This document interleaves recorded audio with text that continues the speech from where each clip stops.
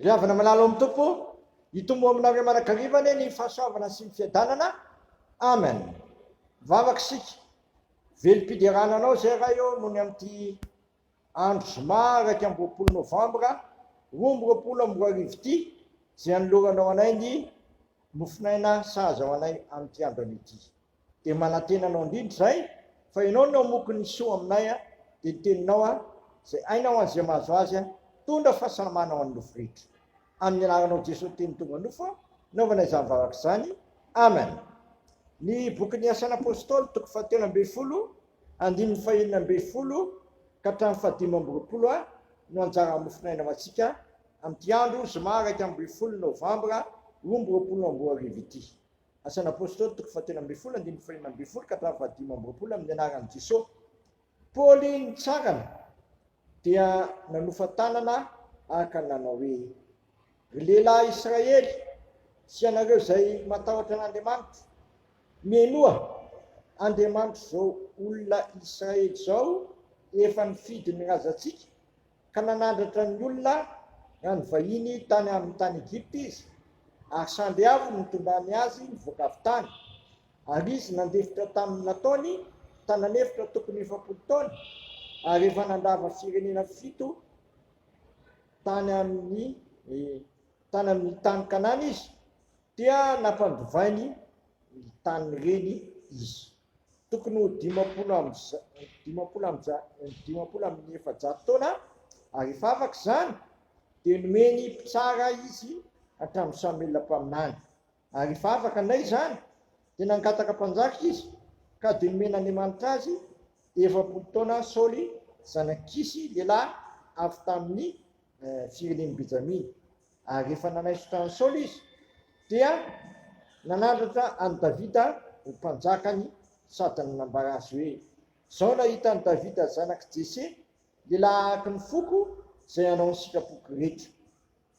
Avy tamin'ny taranak'izany lehilahy zany niton'Andriamanitra an'i Jesosy araka ny teny fikasany ho mpamonjy ny Israely rehefa nitorian'i Jaona tamin'ny olona Israely rehetra aloha nibatisany fivavahana fony tsy mbola tonga izy. Ary Jaona rehefa nadiva natanteraka ny naleny dia nanao hoe ataonareo iza moa aho?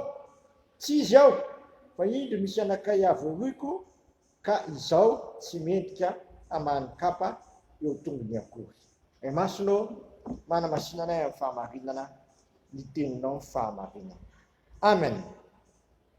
Jesosy araka ny teny fikasana no mpamonjy. Jesosy araka ny teny fikasana no mpamonjy ery amin'ny 19 tapany farany ho ahitantsika izany. Ny teny fikasana makasika ny famonjen'Andriamanitra antsika dia tanteraka soamantsara tao amin'ny Jesosy Kristy. Jesosy Kristy no avy hitady sy hamonjy ny very. Tonga izy hanome fiainana ary hanome fiainana be dia be ho ahy sy ianao.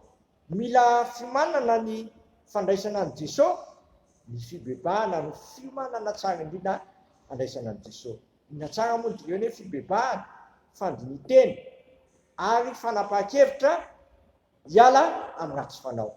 Tsy vitanao rery nefa ny hiala amin'ny ratsy fanaonao raha tsy misy herin'ny fanahy masina mampiaiky ny faratsianao anatinao ka mahatonga anao hanenina ny amin'ny fahoriana ny amin'ny faratsiana vitanao dia mieky eo anatrehan'Andriamanitra ary Andriamanitra kosa araka izay ny soratra masina raha mieky ny fotantsika sy dia mahatoky sy marina izy ka manadio antsika ho afaka amin'ny tsy fahamarinana ety.